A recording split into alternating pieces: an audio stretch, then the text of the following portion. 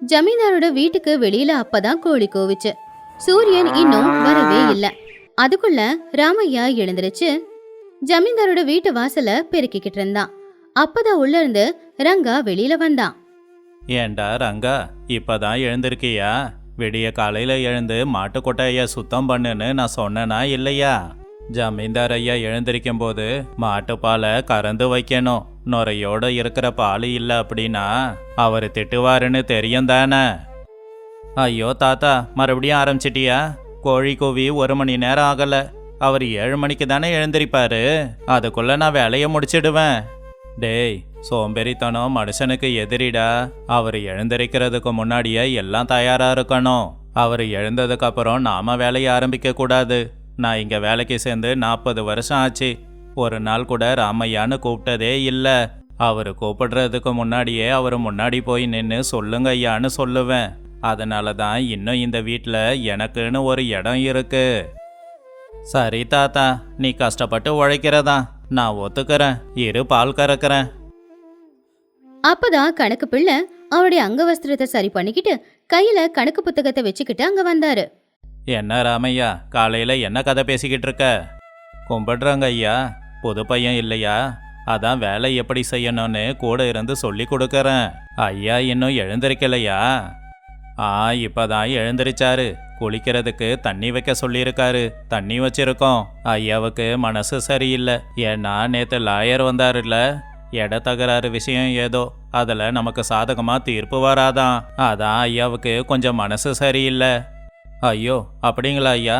அப்ப நான் இன்னைக்கு கொஞ்சம் கவனமா இருக்கணும். அவர் வர்றதுக்குள்ள துளசி தீர்த்தத்துக்கு ஏற்பாடு பண்ணணும். சுட சுட டீ போட்டு நானே கொண்டு போறேன். இந்த ரங்காவை அனுப்பி வச்சா ஏதாவது ஒரு வேலையை பார்த்து வச்சிடுவான். அதுவும் சரிதான். அவர் கோவத்தை உன்னால தான் தாக்கு பிடிக்க முடியும். ஆமா ராமையா, உன்னோட பொறுமையை பாராட்டி தான் ஆகணும். இத்தனை வருஷமா அவருடைய கோவத்தை எப்படி தான் தாங்கிக்கிட்டு இருக்கியோ? அது தாங்கிக்கிறது இல்லைங்க ஐயா. இந்த வீடு தான் எனக்கு எல்லாமே. ஐயா என் மேல கோவப்படலாம், ஆனா எனக்கு ஒரு கஷ்டம்னு வந்துட்டா எனக்கு உதவவும் எனக்குன்னு வந்து நிற்கவும் அவரை தவிர யாரும் இல்லை. அவர் இந்த அளவுக்கு என்ன பார்த்துக்கிறாரே போதாதா? சரி சரி, உன் கதையெல்லாம் பேசாம சீக்கிரம் டீயை கொண்டு போ. ஐயா ரூம்ல அங்க இங்க நடக்கிறாரு. பார்க்க புலி மாதிரி இருக்கு. அது ஜமீன்தார் பூபதியோட அறை.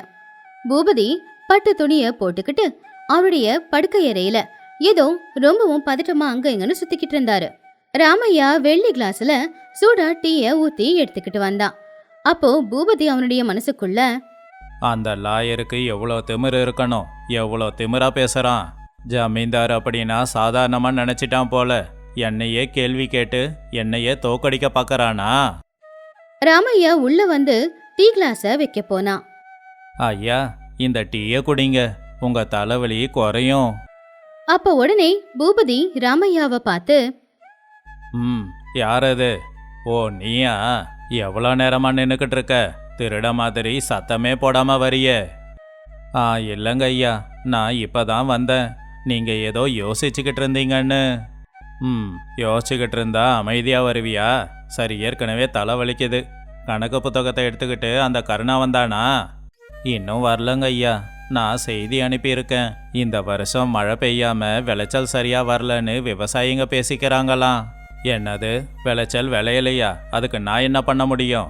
விளைச்சல் விளைஞ்சாலும் விளையலனாலும் எனக்கு கொடுக்க வேண்டிய குத்தகை பணத்தை கொடுக்கணும். போனா போதுன்னு விட நான் என்ன தர்ம சத்திரமா நடத்துறேன்? பூபதி கோவத்துல கைய நீட்டி நீட்டி பேச ஆரம்பிச்சான். அப்ப ராமையா டீ கிளாஸ அவர்கிட்ட கொடுக்க போனாரு. அப்ப அவருடைய கைப்பட்டு அந்த டீ கிளாஸ் கீழே விழ போச்சு.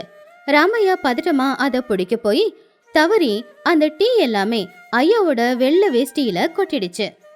சூடான டீ அந்த வேட்டியில பட்ட உடனேயே பூபதிக்கு இல்லாத கோவம் எல்லாம் மொத்தமா வந்துச்சு.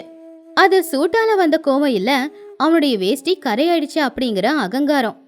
டே முட்டா பயலே, என்னடா பண்ணி வச்சிருக்க? கண்ணு தெரியலையா? ராமையா கடகடன்னு நடுங்கி இடுப்புல கட்டியிருந்த துண்டை எடுத்து வேஷ்டியில கொட்டின டீய துடைக்க போனான்.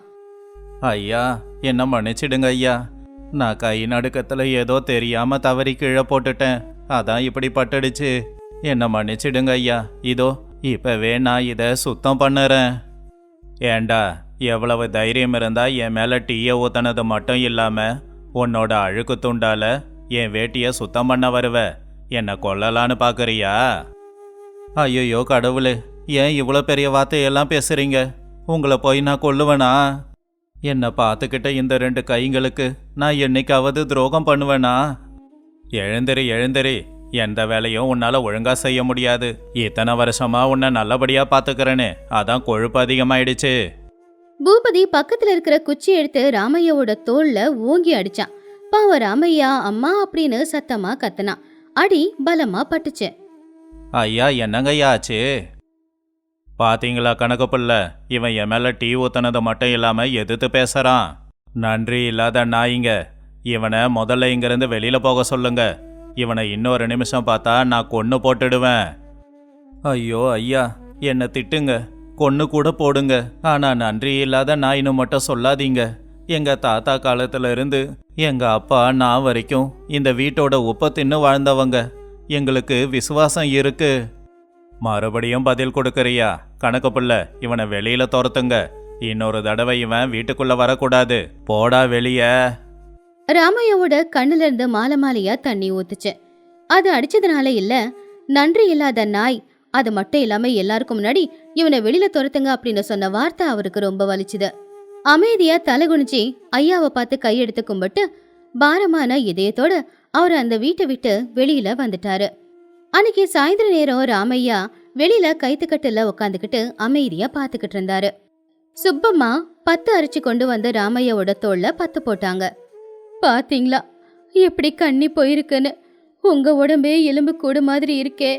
உங்களை அடிக்கிறதுக்கு அந்த மனுஷனுக்கு எப்படிங்க கை வந்துச்சு? இத்தனை நாளா நீங்க கஷ்டப்பட்டது இதுக்காக தானா? அடி போட்டது எனக்கு இல்லம்மா, என்னோட வாழ்க்கைக்கு. இத்தனை நாளா அந்த வீட்டை நான் கோவிலா நினைச்சுக்கிட்டு இருந்தேன். முதலாளிய கடவுளா கும்பிட்டுக்கிட்டு இருந்தேன். நம்முடைய கஷ்டம் சுகம் குழந்தைங்களோட கல்யாணம்னு எல்லாத்துக்கும் அவர் தான் துணையா இருந்தாரு. ஆனா இன்னைக்கு அவரு என்ன பார்த்த பார்வை, சொன்ன வார்த்தை ஒரு மனுஷனா என்ன கொன்னுடுச்சு. கோவத்துல தெரியாம ஏதோ சொல்லிருப்பாரு. நாளைக்கு காலையில எழுந்திருக்கும் போது எல்லாம் சரியாயிடும். நாம ஏழைங்க, இது எல்லாத்தையும் தாங்கிக்கிட்டு தான் ஆகணும். நான் பணம் இல்லாத ஏழையா இருக்கலாம், ஆனா மரியாதை இல்லாதவன் இல்ல. என் சட்ட கசங்க இருக்கலாம், ஆனா என் நேர்ம கசங்களையே. என்னை பார்த்து நன்றி இல்லாத நாயின்னு சொன்னாரு. அந்த வார்த்தை முள்ளா என்னை குத்திக்கிட்டு இருக்கு. நாய்களுக்கும் சுய கௌரவம் இருக்கும்.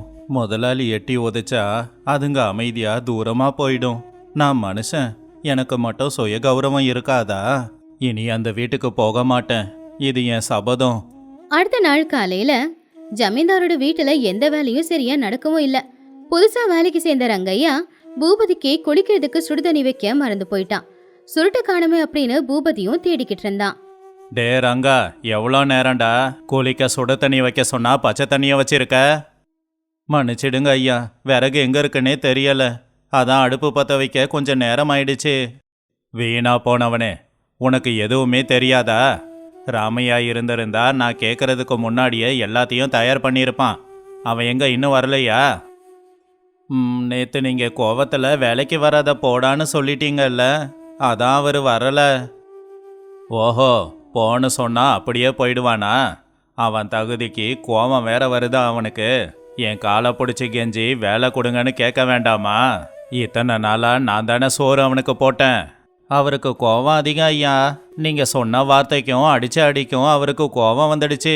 அவர் வயல்ல கூலி வேலை செஞ்சுக்கிட்டு இருக்காராம்.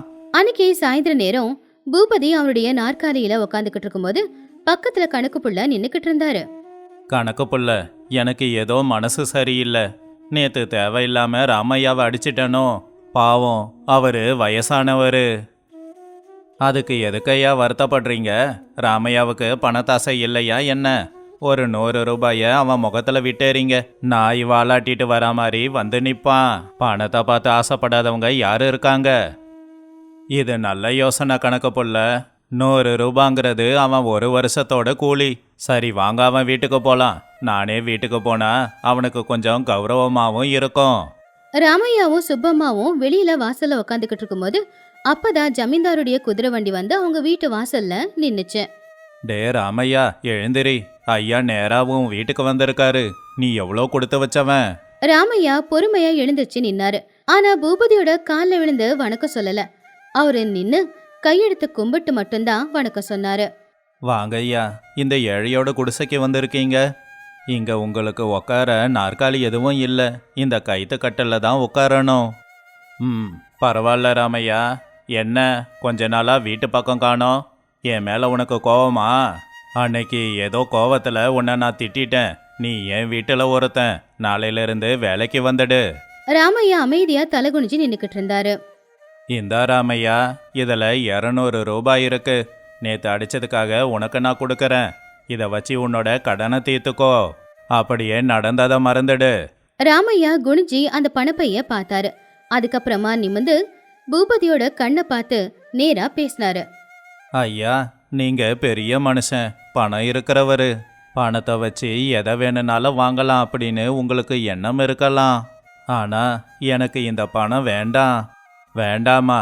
ஏன் வேண்டான்னு சொல்ற? இன்னும் கோபம் போகலையா? இது கோபம் இல்லைங்க ஐயா, வருத்தம். அன்னைக்கு நீங்க அடிச்சதுல என் உடம்பு காயப்படல, மனசு காயப்பட்டிருக்கு. அந்த காயம் இன்னும் ஆறலங்க ஐயா. நீங்க இப்ப கொடுக்கற இந்த பணம் அன்னைக்கு என் கண்ணுல இருந்து வந்த கண்ணீரை தொடச்சிடுமா என்ன? டே ராமையா, அதிகமா பேசுற. மரியாதையா பணத்தை வாங்கிட்டு ஐயா காலில் விழு. இல்லைங்க கணக்கு புள்ள, காலில் விழுந்தா என் பசி வேணும்னா தீரும். ஆனா என் மனசு செத்து போயிடும். ஐயா, இப்போ இந்த பணத்தை எடுத்துக்கிட்டு நாளைக்கு நான் உங்க வீட்டுக்கு வந்தேன் அப்படின்னா என்னை நான் வித்துட்டேன்னு தானே அர்த்தம். இந்த பணத்தை வச்சு என் கடனை தீர்க்கலாம். ஆனா நாளைக்கு என் பிள்ளைங்க முன்னாடி தலை நிமிர்ந்து நிற்க முடியாதே. என்னோட கண்ணீரோட விலையும் சுய கௌரவத்தோட விலையும் வெறும் 200 ரூபாய் இல்லைங்க ஐயா. தயவு செஞ்சு இதை எடுத்துக்கோங்க. பூபதி ரொம்ப நேரமா அமைதியா இதை கேட்டுக்கிட்டு இருந்தான். அவனுடைய திமிர் தூள் தூளா போச்சு. ராமையா, நான் பண்ணது பெரிய தப்பு. என்கிட்ட பணம் இருக்கலாம், ஆனா உன்கிட்ட இருக்கிற இந்த சுய கௌரவம் என்கிட்ட இல்லை. ஒரு மனுஷனோட சுய கௌரவத்துக்கு முன்னாடி என் பணம் ரொம்ப சின்னது அப்படின்னு இப்ப எனக்கு தோணுது. என்னை மன்னிச்சிடுங்க ஐயா. இனி உங்க வழி வேற, என் வழி வேற. போயிட்டு வாங்க. பூபதி அங்கிருந்து போயிட்டான். ராமையா குடிசைக்கு வெளியில உட்காந்துக்கிட்டு இருந்தாரு. ஏங்க, பணத்தை வேண்டான்னு சொல்லிட்டீங்க, அது நல்லாதான் இருக்கு. ஆனா நாளைக்கு கஞ்சிக்கு என்ன பண்ண போறோம்? கஞ்சி எங்கம்மா போக போகுது? கஷ்டப்பட்டு உழைச்சா தானா வரப்போகுது. ஆனா இன்னைக்கு நான் ரொம்ப நிம்மதியா படுத்து தூங்க போறேன். அந்த நொடி அந்த ஏழையோட குடிசையில சுயகௌரவம் நிறைஞ்சு இருந்துச்சு. இந்த கதையில இருக்கிற நீதி, பணத்தை வச்சு பொருளுங்களை வாங்கலாம், மனுஷங்களோட கஷ்டத்தையும் வாங்கலாம். ஆனா அவங்க சுயகௌரவத்தை பணத்தை கொடுத்து வாங்க முடியாது. ஒரு ஏழையோட சொத்து அந்த சுயகௌரவம் மட்டும்தான்.